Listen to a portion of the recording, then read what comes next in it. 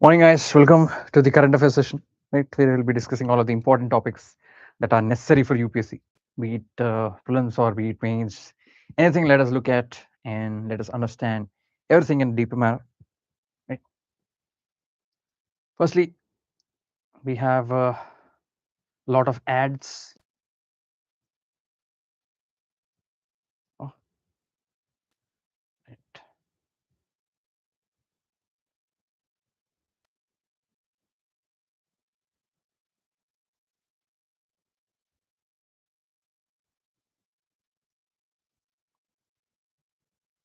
This is the first article that, first editorial that we are going to look at, and the editorial is nothing but harvest China wants is one India cannot afford. Right? This is talking about a settlement, that is a boundary settlement that is there between India and China. Obviously, you know that there are many land disputes or border disputes between India and China. One is the Sikkim dispute, then there is Ladakh, then there's Arunachal Pradesh. There are many disputes that are happening between China and India. But what you need to understand is that obviously there's all of these disputes needs to be resolved. And China was proposing, saying that we'll resolve one small aspect, right? Saying that we'll resolve one small aspect so that we can understand everything and we can move on peacefully. That is what China was saying. But what you need to understand is that there was an agreement between India and China, and that agreement is nothing but the agreement on political parameters guiding principles that happened in 2005. Right? It happened in 2005. And according to this agreement, what is there? According to this agreement, they said that any dispute or any land dispute that is there between China and India, right? Any land dispute that is there between China and India should be taken in a package deal, meaning that everything should be resolved at once, not single. Right? That is what that particular agreement was talking about. But recently, China was saying that let us do one parcel or let us do one package, one small package. That is nothing but the resolution of Sikkim dispute. Right? It's talking about the Sikkim dispute. Now, what is the Sikkim dispute? A Sikkim dispute is nothing but where uh, there's a tri-junction. Let's say Sikkim is there, right? Sikkim and Sikkim is near the tri-junction with Bhutan and China, right? This is the tri-junction, and in this tri-junction there was dispute, and that dispute is that China was saying the land that belonged, meaning that the tri-junction is near this thing called Mount Mount Gipmochi. Yeah, it's talking about Mount Gipmochi is where China is saying the land this tri-junction is, but India and Bhutan are saying that the tri-junction is not there. Right? India and Bhutan are saying that the tri-junction is near Batangla. Right. This is the main dispute between India, China, and Bhutan, where there's a tri-junction, and China is saying that the tri-junction meets near the Mount Gipmochi, whereas India and Bhutan are saying that they are near Batangla. If they agree China's point of view, it will give China more say, and it brings more closer to the Siliguri corridor. Right? If they agree that China's point of view or China's way of thinking about the tri-junction is real and tri-junction is absolute, then China will get more say or more closer to the Siliguri corridor, which is nothing but the connection between mainland India and the northeastern states.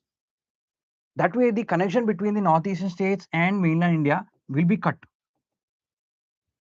Right? If let's say this is the mainland India and this is the area which we're talking about, the Mount Mogpichi, right? And this is the northeastern states. If this area is declared as the tri-junction between India, Bhutan, and China, then China would actually get this area, and it can hinder the connection between China and India and the mainland northeast India. That is the main dispute between these two. Now, when it comes to these kind of disputes, it is also important for us to understand uh, what happens, right? What happens if China actually accepts? India actually accepts this. The reason India is not accepting all of this is because, firstly, if we start accepting these kind of disputes, right? If we start accepting that China has a say in the tri-junction and China thinks that this tri-junction is actually valid, then what would happen? Firstly, we are accepting what China is saying. Secondly, what everything, remember things, right? Let's say there are 10 issues, 10 issues with China and India, right? And we have to, according to the 2005 agreement, we have to resolve all the 10 issues in a package deal. But all of these 10 issues are not on the same level. Some are easy, some are medium, and some are hard, right? So out of these 10 issues, some are easy, some are medium, and some are hard. Now, what is China trying to do? Instead of doing everything in a package deal, it is trying to resolve the easy issues. It's trying to resolve the easy issues. What happens if it resolves the easy issues? If it resolves the easy issues, it will get a say. We'll think that maybe India would think that if we give China this particular Mount Gipmochi area, then China would actually back down and give us some areas back. But China is not like that. China is obviously very cunning in nature. When a country is that cunning in nature, what would happen? Obviously, it would resolve the easy issues and hold back the hard issues. And that is why it is not right for India to resolve this issue in a single package manner, right? Do not solve these issues in single parcels. Rather, we have to resolve all of the issues in a package manner. That is what this particular editorial is talking about, right? Next, we have US-Iran negotiation, right? It's talking about the US-Iran negotiation. Basically, on this, they're talking that there's a conflict between US and Iran, right? And nothing is being resolved. There's a high amount of conflict and nothing is being resolved. As nothing is being resolved, it is also getting costlier for all the countries that are party. Actually, meaning that USA is getting costlier, Iran is getting costlier. There are disadvantages for USA, and there are disadvantages for Iran.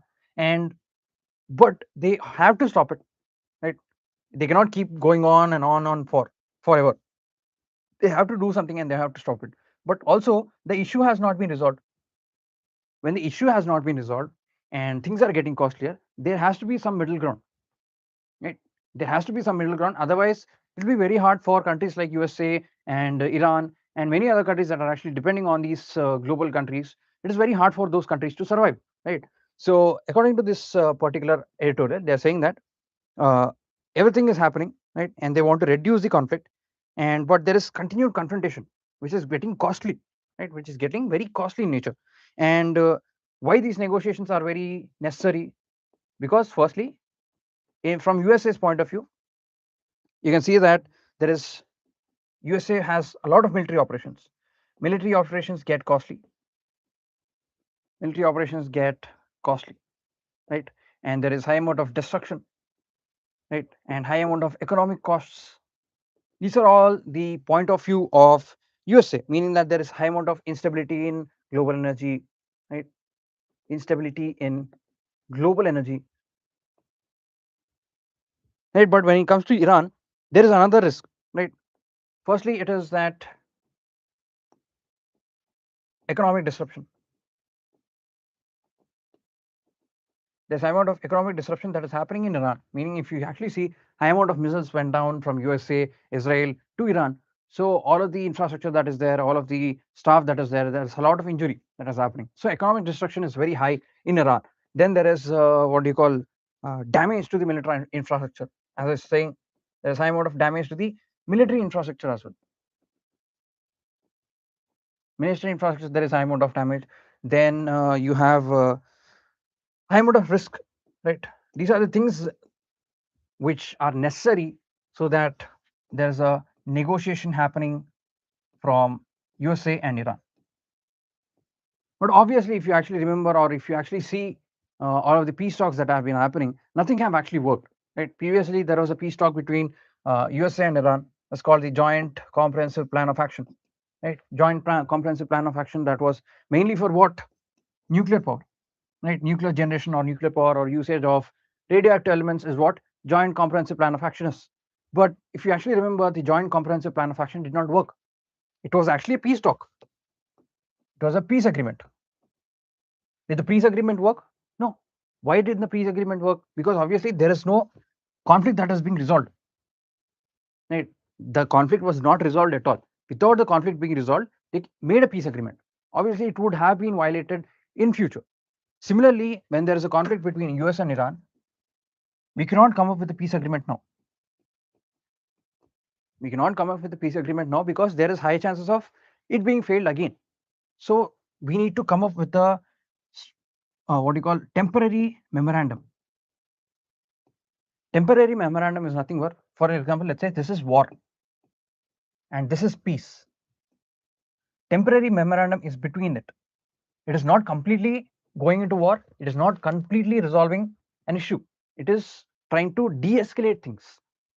So when things are very high in nature, or when there is high amount of destruction that is happening, memorandum would actually help a lot. Okay. Now in this memorandum, there are things that we can actually include. Right. There are things that what do you call uh, uh, Iran and Israel. I mean, Iran and USA can actually include. Well, in this memorandum, what they can do is firstly they can stop the immediate fighting. Right? This is the first step that they can do. Stop the immediate fighting, and then maybe framework create a framework for future talks. Right? That's the other thing that they can do under the memorandum. And lastly, avoid resolving difficult issues. As I was saying, memorandum is between war and peace, meaning that it is not completely resolving everything and it is not going into complete conflict. It is actually in between, where it is not trying to resolve the hard issues. It is saying that we can resolve the hard issues later, but we have to resolve something that in the current or in the present, so that everything does not de-escalate. I mean, everything does not escalate a lot. Okay, in order to de-escalate things, they came up with memorandum. But there are still some problems that or some obligations, or what do you call issues issues with these memorandums and all. Firstly, the first thing is deep mistrust. Right, the first thing is deep mistrust, and this deep mistrust is mainly based on what do you call USA and Iran. Right, and the main deep mistrust is because firstly Iran thinks that you are doing all of this memorandum, or you are doing all of this peace talks, but at the end of the day, you want a complete change in the regime. Complete change in the regime. You don't want the government that is actually present in Iran at that time. You want someone else to come and rule Iran so that it can meet your needs. That is what Iran is thinking, right?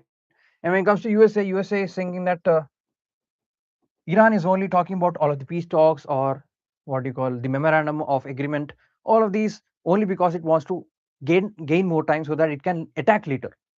Okay, that is the main point Iran is thinking. So there is a deep mistrust between USA and Iran. Second thing is that there is domestic opposition.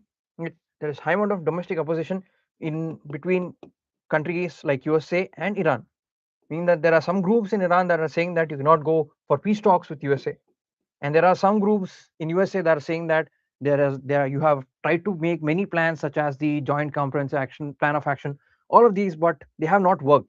So obviously there is high amount of domestic opposition happening in those countries as well. And thirdly, Israel.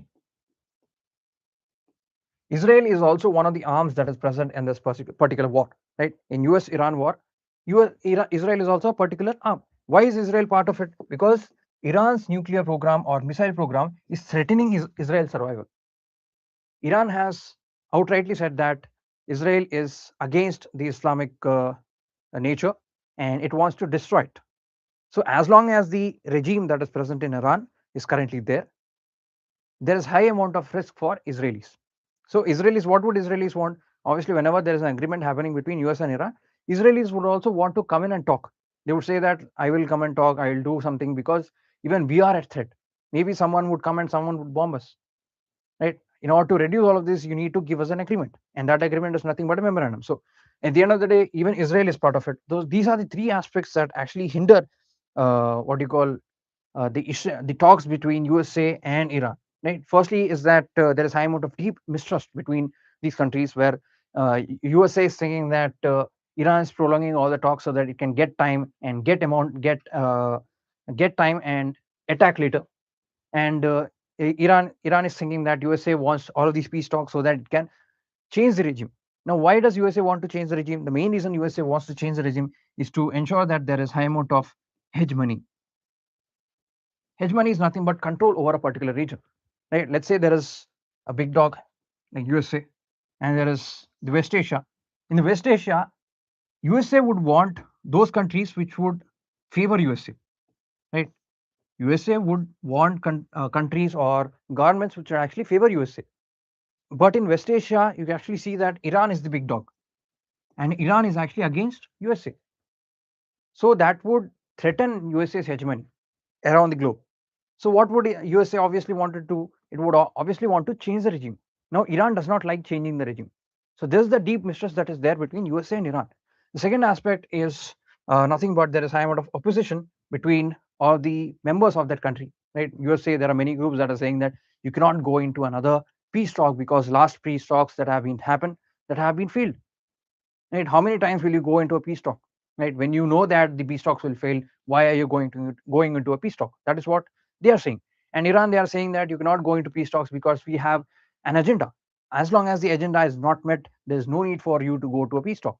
That is what Iran is thinking. And the third thing is Israel. As Israel also has some threat from Iran's missile program and nuclear program, there is high amount of chances that even Israel would want to come into that memorandum of agreement and tell that Iran cannot do these things.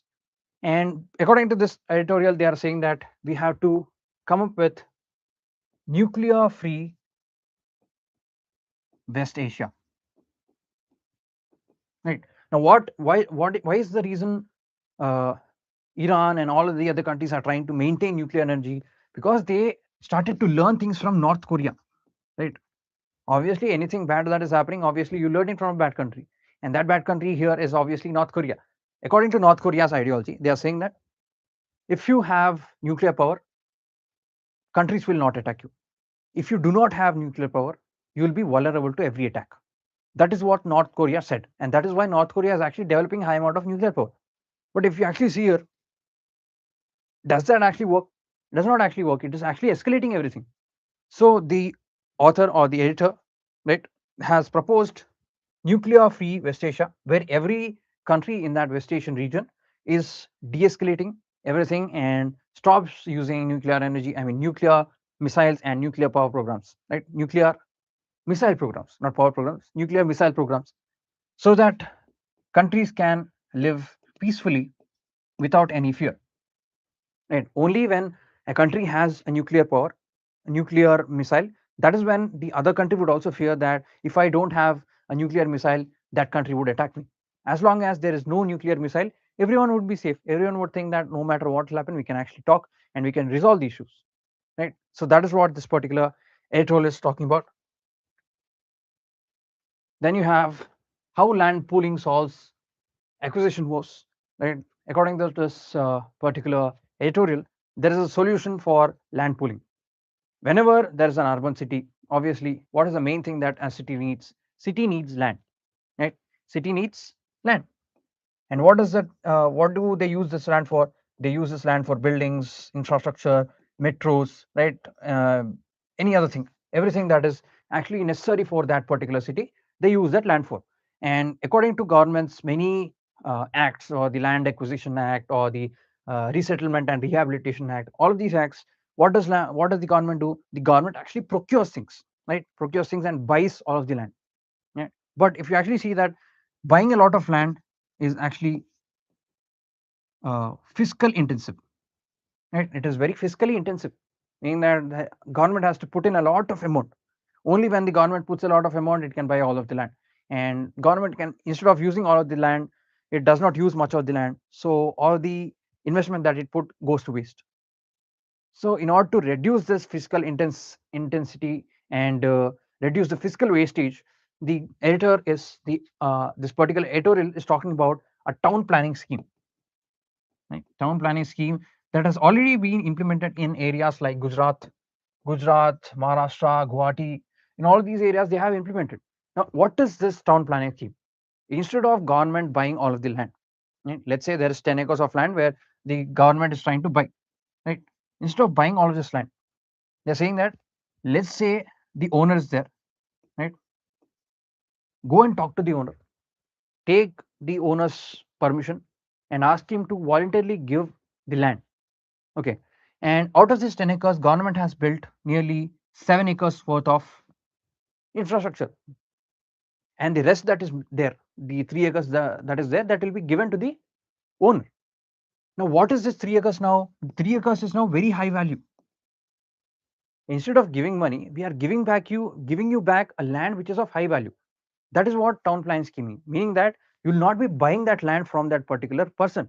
You will only be taking that land, using that for infrastructure, and return the rest of the land which has not been used. That is the town planning scheme. So what they do? They do is they build the infrastructure, and if the extra land is left, they'll give it back to that particular owner. And this particular land will be of high value. Obviously, whenever there is a government infrastructure near, whenever a land is near the government infrastructure, it will be of high value. So that way, it is tackling an issue of government uh, buying lands, and you wasting all of the land that is being bought. Right? That is what you call something that has been brought. But obviously, there are some issues with this particular planning. The main issue that is there with the particular planning is that it is voluntary. Voluntary meaning that the person should be willing. The person should be willing, and the person should believe that whatever the land that the government is using or giving back will have fair value. Let's say there's a 10-acre land, right? And that 10-acre land costed near 10 crores. I'm just saying that that 10-acre land costed near 10 crores, and government under the town planning scheme took that particular land. It used nearly 7 acres and gave back 3 acres. So what would the person would be expecting? The person would be expecting that it would be nearly 10 crore plus, or 10 crore, or 10 crore plus, anything positive than 10 crores. That is what the person would be expecting. But if that does not happen, would government do something? Government wouldn't do something, because that person was voluntarily involved in this. Is there a guarantee that that person would get a fair value, that that person would get this much amount of money? No, it is completely based on voluntary nature and completely based on market only. So that is one of the issue. Second issue is that it is very complex. What is the land that you are going to take? How much land that you are giving back? And what can that person do with that particular land that is given back? Everything is very complex, and there are many rules that are needed to be done, and that many rules that are needed to be brought back. Right. That is the second aspect. And the third aspect is that what do you call digitization? Digitization is another issue, right? Until and unless that person has digital records, you cannot take that land, right? Anyone has papers, anyone is taking the fake papers, everyone is bringing the duplicate papers. But until and unless all of the land is digitized, it is very hard for this particular town planning scheme to work, right?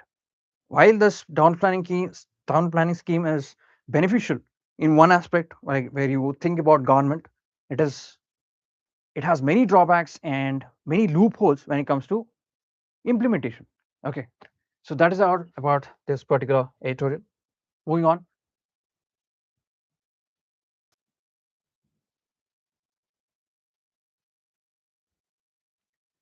Government tries to replace the wholesale price index with producer price index, right? It's trying to replace the WPI with PPI. What is the reason they are replacing WPI with PPI? The reason WPI, what is WPI? WPI is nothing but where the producer is selling all the goods to the at wholesale, right? When a producer sells all the goods at wholesale, it's called wholesale price index. But what is the drawback with WPI? The main drawback with WPI is that it does not record services. Right? It does not record services. But if you actually see, the current economy is heavily dependent on services. So obviously, WPI is not useful now. So what can we do to resolve this issue? That is when producer price index come into existence. Producer price index talks about three things, right? First thing is that what the producer's output is, and how much input that producer is putting, and what are the services that that producer is paying for, right? So it is covering input, output and also the services. And that is the reason we are shifting away from WPI to PPI. Right now, there are three types of producer price index that the government is thinking of bringing in. First one is the output PPI, output producer price index, where they measure what the producer receives. Right, they measure what the producer receives when they sell.